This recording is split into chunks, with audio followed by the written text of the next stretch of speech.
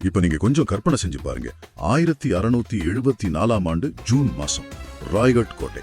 எங்கு பார்த்தாலும் மக்கள் வெள்ளம், வேத மந்திரங்களோட முழக்கம், மங்கள வாத்தியங்கள்னு ஒரு மாபெரும் சாம்ராஜ்யம் அதிகாரப்பூர்வமா உதயமாயிட்டு இருக்கிற தருணம். ஆமா, சிதறி கிடந்த மராட்டிய படைகளை ஒன்றிணைத்து ஒரு வலிமையான பேரரசை உருவாக்கின சத்ரபதி சிவாஜி மகாராஜாவுக்கு முடிசூட்டு விழா நடந்துட்டு இருக்கு. கரெக்ட். ஆயிரக்கணக்கான உள்நாட்டு வெளிநாட்டு பிரதிநிதிகள், குறுநில மன்னர்கள், அமைச்சர்கள்னு அந்த மலைக்கோட்டையே ஒரு திருவிழா கோலத்துல இருக்கு. ஆனா இந்த வரலாற்று சிறப்புமிக்க கொண்டாட்டங்களுக்கு நடுவுல கூட்டமா சில வெளிநாட்டவர்கள் ரொம்ப பதற்றத்தோட கையில ஒரு கோரிக்கை மனுவோட காத்துட்டு இருக்காங்க. அதாவது ஆங்கிலேய கிழக்கிந்திய கம்பெனியோட வர்த்தகர்கள், சரியா? ஆமா, அவங்கதான். ஒரு பெரிய பேரரசர் முடிசூட்டிக்கிற அந்த பரபரப்பான நாள்ல இந்த ஆங்கிலேயர்கள் மன்னரை சந்திக்க ஒரு சாதாரண மெய்க்கப்பாளன் கிட்ட போய் உதவி கேட்டு கெஞ்சிட்டு இருக்காங்க. ஏன் தெரியுமா? சொல்ல போனா இது ரொம்ப ஆச்சரியமான ஒரு விஷயம்தான். கண்டிப்பா. 17ஆம் நூற்றாண்டுல ஒரு ராஜதந்திர போர் எப்படி நடக்கும், அதிகாரத்துக்கும் உளவியலுக்கும் என்ன தொடர்புங்கிறத புரிஞ்சிக்க சத்ரபதி சிவாஜிக்கும் ஆங்கிலேய அதிகாரி ஜார்ஜ் ஆக்சிண்டனுக்கும் நடந்த இந்த ஒற்றை சந்திப்பை நாம ஆழமா அலச போறோம். உங்களுக்கான ஒரு ஆழமான அலசல் தான் இது. அந்த ராய்கட் கோட்டையோட சூழலை நீங்க விவரிக்கும் போதே அதோட பிரம்மாண்டம் நல்லா புரியுது.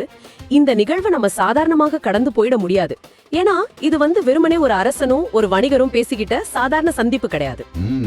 ரெண்டு வெவ்வேறு உலகங்கள் சந்திக்கிற புள்ளி. சரியா சொன்னீங்க. ரெண்டு முற்றிலும் மாறுபட்ட கலாச்சாரங்கள், எதிர்கால இந்தியாவோட தலையெழுத்தை நிர்ணயிக்க போற ரெண்டு சக்திகள் நேருக்கு நேர் சந்திச்சுக்கிட்ட ஒரு மிக முக்கியமான நிகழ்வு இது. இந்த சந்திப்பு நடந்த விதமே ரொம்ப ஆச்சரியமா இருக்கு பாருங்களேன். கோட்டை முழுசும் மிகப்பெரிய அதிகாரிகளும் அமைச்சர்களும் இருக்காங்க. ஆனா இந்த ஆங்கிலேய வர்த்தகர்கள் சத்ரபதி சிவாஜியை சந்திக்க அனுமதி கேட்க யார்கிட்ட போறாங்க தெரியுமா? மதாரி கிட்ட போறாங்க. ஆமா, மதாரிங்கிற ஒரு இஸ்லாமிய மெய்காப்பாளன் கிட்ட போறாங்க. அவங்கிட்ட போய் மகாராஜாவை தரிசிக்க உன்னால் உதவி செய்ய முடியுமான்னு கேக்குறாங்க. எனக்கு என்ன தோணுதுன்னா, அந்த காலகட்டத்துல அரசர்களை சந்திக்கிறது அவ்வளவு ஈஸியான காரியம் இல்ல. பல அடுக்குகளை தாண்டி தான் போகணும். அப்படி இருக்கும்போது இந்த ஆங்கிலேயர்கள் ஏன் ஒரு மெய்காப்பாளனை தேர்ந்தெடுத்தாங்க? இது அவங்களோட இயலாமையை காட்டுதா? இயலாமையை விட இது அவங்களோட நடைமுறை புத்திசாலித்தனத்தை காட்டுதுன்னு தான் நான் சொல்லுவேன்.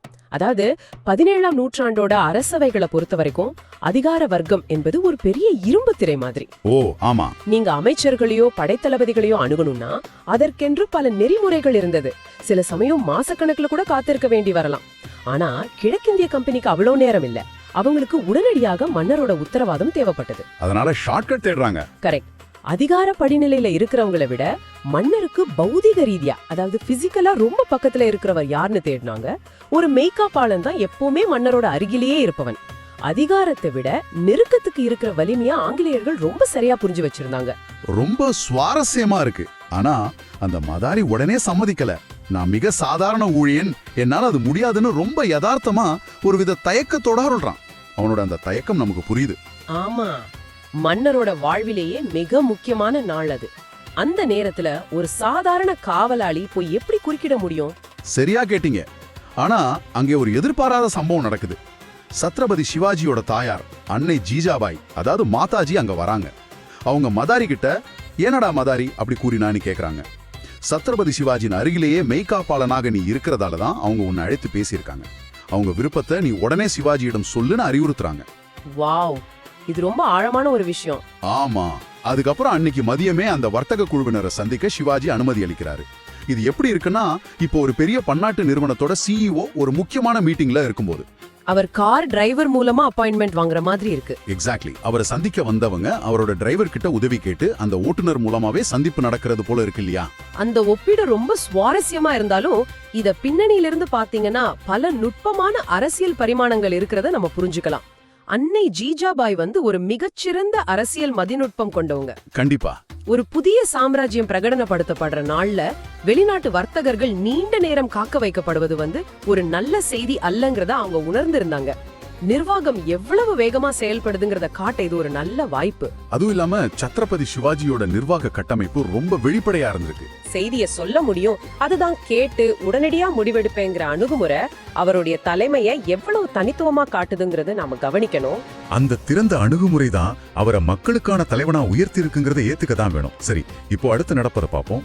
முடிசூட்டு விழா முறைப்படி நடந்து முடியுது. இவ்வளவு பெரிய அதிகாரத்தை பெற்ற பிறகு அந்த மாமன்னர் நேராக செல்வது எந்த அரியாசனத்திற்கும் இல்ல. குலதெய்வம் கோயிலுக்கு போறாரு. ஆமா, கோட்டையில் கோயில் குன்றம் குலதெய்வம் துல்ஜாபவானி தேவி ஆலயத்துக்கு சென்று வழிபடுறாரு. அங்கே ஆலய மண்டபத்திலேயே அன்னை ஜீஜாபாயின் பாதங்கள்ல விழுந்து வணங்குறாரு.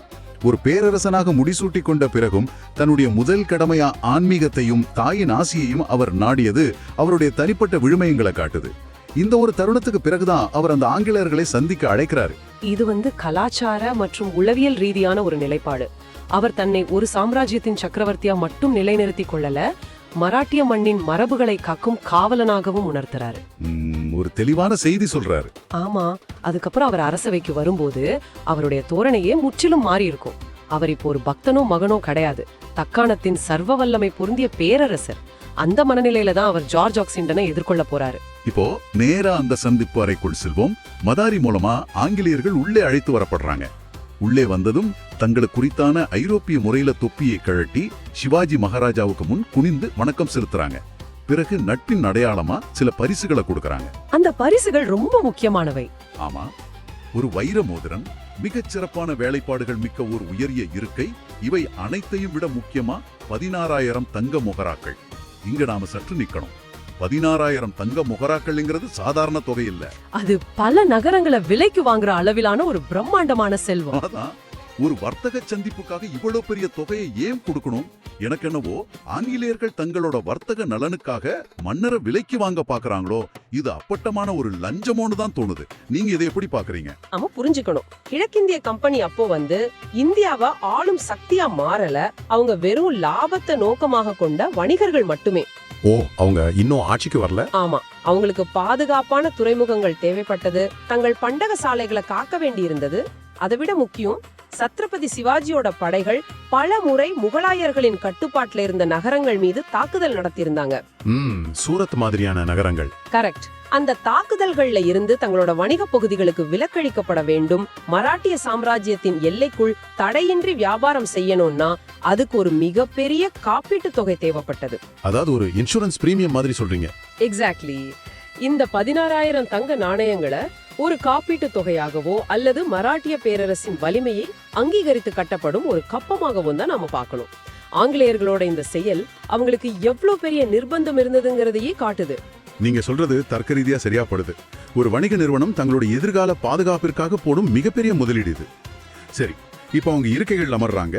அந்த ஆங்கிலேய குழுவின் தலைவன் ஜார்ஜ் ஆக்சிண்டன் எழுந்து, எக்ஸலன்சி, ஆங்கிலேய வர்த்தக நிறுவனங்கள் சார்பில் நாங்க தங்களிடம் சில கோரிக்கைகள் வைக்க வேண்டியிருக்குன்னு சொல்றாங்க. இங்க மொழி ஒரு பெரிய தடையா இருந்திருக்கும்ல? ஆமா, இருவருக்கும் மொழி தெரியாதுங்கிறதால அமைச்சர் பண்டித நாராயண்ஜி அங்கு மொழிபெயர்ப்பாளரா இருக்கிறாரு.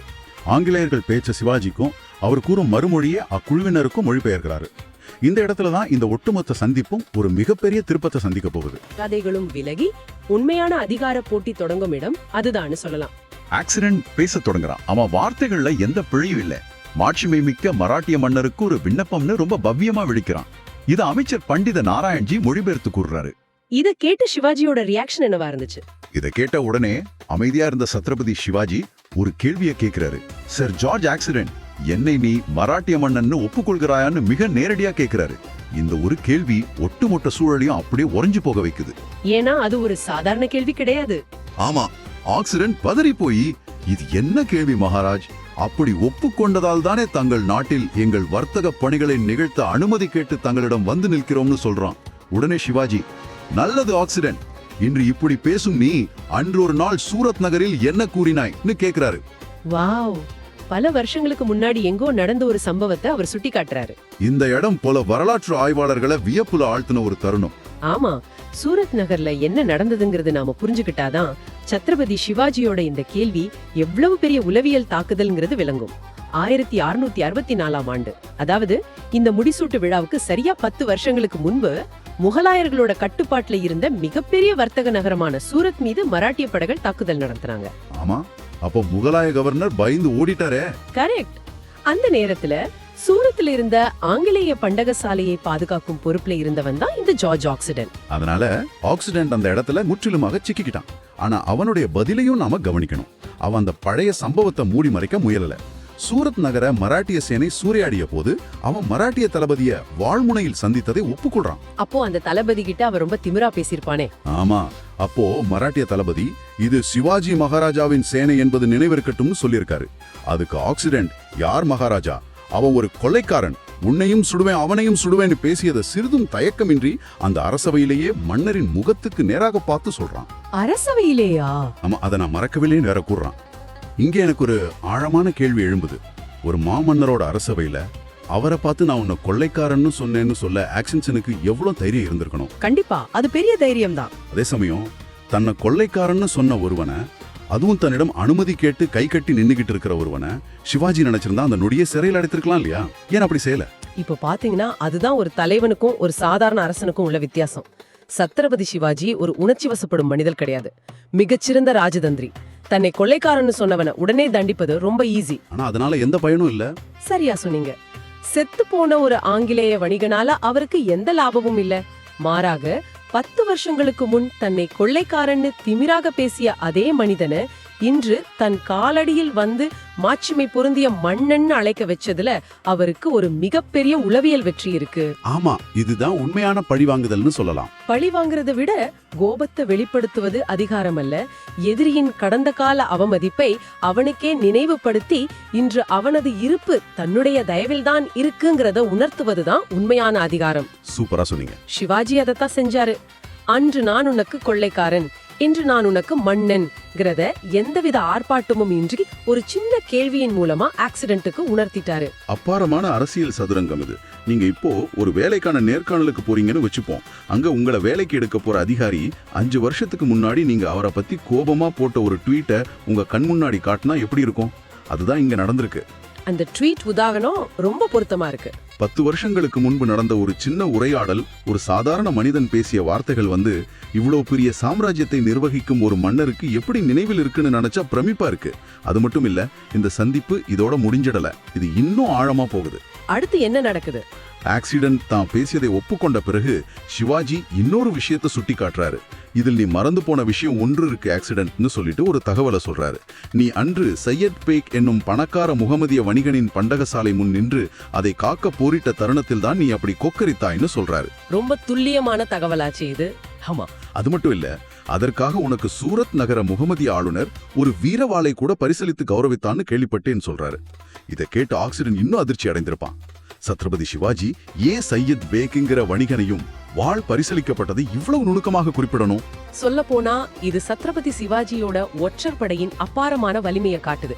17ஆம் நூற்றாண்டுல எந்த ஒரு டிஜிட்டல் தொழில்நுட்பமோ தொடர்பு சாதனங்களும் இல்லாத காலத்துல பஹிர்ஜி நாயக் தலைமையிலான மராட்டிய ஒற்றற்படை எவ்வளவு துல்லியமா செயல்பட்டிருக்கு பாருங்க. ஆமா, போன் இல்ல, இன்டர்நெட் இல்ல. கண்டிப்பா பல 100 மைல்களுக்கு அப்பால் நடந்த ஒரு சம்பவத்துல சம்பந்தப்பட்ட ஒரு உள்ளூர் மனிதனின் பெயர் என்ன, அவனுக்கு உதவி செய்ததற்காக ஒரு வெளிநாட்டவனுக்கு என்ன பரிசு கொடுக்கப்பட்டதுங்கிற வரை தகவல்கள் திரட்டப்பட்டு மன்னரின் நினைவில் சேமிக்கப்பட்டிருக்கு. இது சாதாரண விஷயம் இல்ல. சத்ரபதி சிவாஜி ஆக்சிடென்ட்டிடம் மறைமுகமா சொல்லும் செய்தி இதுதான்.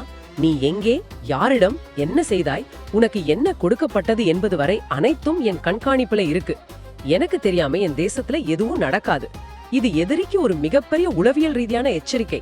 தகவல் தொடர்பு இல்லாத அந்த காலத்துல இப்படி ஒரு உளவு கட்டமைப்பு இருப்பது உண்மையிலே வியப்பளிக்குது. ஆனா சிவாஜி இந்த தகவலை சொன்னதும் ஆக்சிடென்ட் எப்படி பதிலளித்தாங்கிறது தான் இதை விட சுவாரஸ்யமானது. அவன் பயந்து போய் ஒத்துக்கிறானா? இல்ல, அவன் பயந்து போய் அப்படியே ஆமோதிக்கல. உடனே மன்னரை திருத்துறான். இல்ல மகாராஜ், அந்த பரிசை நான் திருப்பி அம்பிட்டேன். ஆனால் நீங்க கூறுவது போன்று சையத் பேக் போன்ற சில முகமதிய வணிகர்களுக்கு நாங்க பாதுகாப்பு அளித்தது உண்மைதான் சொல்றான். இது ரொம்ப தைரியமான செயலாச்சே. ஆமா, சர்வ வல்லமை பொருந்திய ஒரு பேரரசன் முன்னால் நின்னுகிட்டு, இல்ல நீங்க சொல்லுவது சிறு தவறு, நான் பரிசை ஏற்கவில்லைன்னு ஒரு வெளிநாட்டவர் தைரியமாக திருத்துவதும் அதை அந்த மன்னர் அமைதியாக கேட்பதும் எனக்கு ஆச்சரியமா இருக்கு. இந்த உரையாடலோட முதிர்ச்சியை நாம் எப்படி புரிஞ்சுக்கிறது? பாத்தீங்கன்னா இந்த தருணம் தான் இந்த ஒட்டுமொத்த சந்திப்போட உச்சகட்டம். இங்க 2 பேருமே தங்களோட நேர்மையையும் வலிமையையும் நிரூபிக்கிறாங்க. ஆக்சிடென்ட் தன்னோட கடந்த கால செயல்களை மூடி மறைச்சு நல்லவன் போல நடிக்கல. ஆமா, உண்மையா அப்படியே சொல்றான். நான் முகமதிய வணிகர்களை பாதுகாத்தேன், ஆனா அந்த வாளை நான் பரிசா ஏற்கவில்லைன்னு உண்மைய உள்ளபடி சொல்றான். சத்ரபதி சிவாஜிக்கும் அதுதான் தேவைப்பட்டது. தன்னிடம் அனுமதி கேட்டு வருபவர்கள் வெறும் முகசுதி செய்பவர்களா அல்லது உண்மையை பேசும் தைரியம் கொண்டவர்களாங்கிறத அவர் சோதித்து பார்க்கிறார். ஒரு டெஸ்ட் மாதிரி. கரெக்ட். ஆக்சிடென்டோட இந்த நேர்மையான திருத்தத்தை சிவாஜி எந்த விதமான ஈகோவும் இல்லாம ஏத்துக்கிறாரு. தன் ஒற்றர்கள் தந்த தகவல்ல இருந்த சிறு பிழைய எதிரியே திருத்தும் போது அதை அனுமதிக்கும் அந்த பக்குவம் ஒரு முதிர்ச்சியான தலைவனுக்கான அடையாளம். எதிரியோட துணிச்சல மன்னர் மதிக்கிறாரே, அதே சமயம் மன்னரின் தகவல் சேகரிக்கும் திறனையும் ஆளுமையையும் எதிரி வியக்கிறான். இதை விட சிறந்த ஒரு ராஜதந்திர உரையாடலை நம்ம பார்க்க முடியுமான்னு தெரியல. சத்ரபதி சிவாஜியோட கூர்மையான நினைமாற்றல், எதற்கும் உணர்ச்சி வசப்படாத நிதானம், பறந்து விரிந்த உளவாளிகளோட கட்டமைப்பு மற்றும் ஆக்சண்டனோட நேர்மைன்னு ஒரு சிறந்த வரலாற்று திரைப்படத்துக்கான அத்தனை கூறுகளும் இந்த ஒற்றை சந்திப்புல நிரம்பியிருக்கு. கண்டிப்பா. முடிசூட்டு விழாவின் பரபரப்புக்கு மத்தியிலும் பல ஆண்டுகளுக்கு முந்தைய ஒரு பகையை தீர்த்துக்காம அதை ஒரு ராஜதந்திர ஆயுதமா பயன்படுத்தின சிவாஜியோட திறன் அபாரமானது. அதான் இதுல இருந்து நாம இன்னைக்கு கத்துக்க வேண்டிய பாடம் என்னன்னு நினைக்கிறீங்க? அதிகாரம்ங்கிறது எவ்வளவு படைகளை வச்சிருக்கோங்கிறதுலயோ எவ்வளவு செல்வத்தை வச்சிருக்கோங்கிறதுல மட்டும் இல்ல.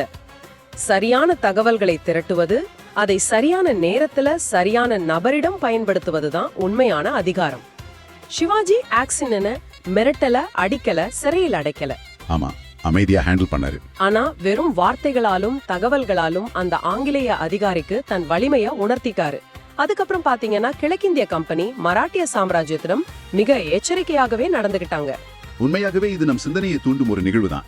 இந்த சந்திப்பை நம்ம அலசியதிலிருந்து ஒரு விஷயம் மிக தெளிவா புரியுது. நீங்க உங்க அன்றாட வாழ்க்கையில பலரை கையாள வேண்டியிருக்கும். நாம வாழும் இந்த நவீன காலத்துல நம்மிடம் தகவல் தொழில்நுட்பம் இருக்கு. எங்க என்ன நடக்குதுங்கிறத நொடிப்புறதில் தெரிஞ்சுக்க முடியுது. ஆனா இவ்வளவு தகவல்கள் இருந்தும் அதை கையாளுவதில் நமக்கு உணர்ச்சி கட்டுப்பாடு இருக்காங்கிறது தான் கேள்வி.